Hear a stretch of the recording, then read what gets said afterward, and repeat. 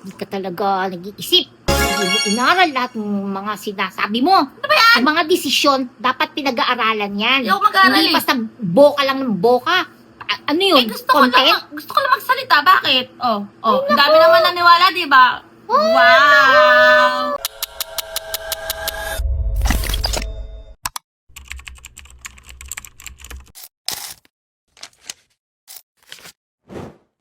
Unang-una po siguro at yan ang problema po sa mga hindi nag-aaral at hindi nag-iisip at hindi inaalam kung ano talaga ang programa ng gobyernong ito.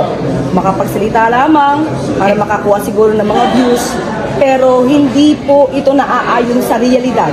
Unang-una po, kapag ka po ang isang leader, dapat siya ay nagbibigay ng opinion, siya ay nagsasuggest, nagbibigay ng desisyon ayon sa katotohanan, ayon sa facts, ayon din sa mga sitwasyon at ayon sa mga kondisyon ng mga stakeholders. Hindi po ayon lamang sa iisang kaibigan. Dahil kung dyan po manggagaling ang iyong desisyon, malamang lumubwak ang buong Pilipinas kung puro kaibigan, puro chismis lang po ang ating pagbabasihan ng desisyon. So mas maganda po talaga ang isang leader natin ay marunong mag-isip, marunong magdesisyon, hindi para pa sarili lamang kundi para sa buong bayan. Ito nga mga kabatang helmet. Video ka par. Yeah. Nagsalita na si Yusek Atty. Claire Castro. Hindi nga dito sa mga lumalaganap na madali lang naman magpadala ng eroplano sa Middle East kasi nagawa na namin yan during the COVID. From Davao hanggang Manila, tapos pabalik-balik, Cayman doon. Madali lang man yun. Oy! Madali lang daw yan, ay. Ano sabi ni Ante Claire? Yun yung mga sagot ng mga hindi nag-aaral. Ana? Mga hindi nag-aaral. Tapos yung parang Sino hindi nag-aral? Yun, yung si sabing madali lang. Sa Aeroplano. Hindi nag-aral? Kasi baka nga doon lang daw nakuha yan kapag sa It's all in the sa mind. isang kaibigan. Diba? Isang Naniniwala ka lang kaibigan. sa isang kaibigan mo. Ba't di niya kaya dagdagan yung kaibigan niya para may iba siyang paniwalaan? Pamalagsan niya, isa nga umiiyak na eh. Humba! Ading! Gusto na si Humba Ding! Asan na ba yun? Wala! Ngayon, nagka-krayola, video gapor! Diyos ko. Bakit? Ay, ewan ko doon!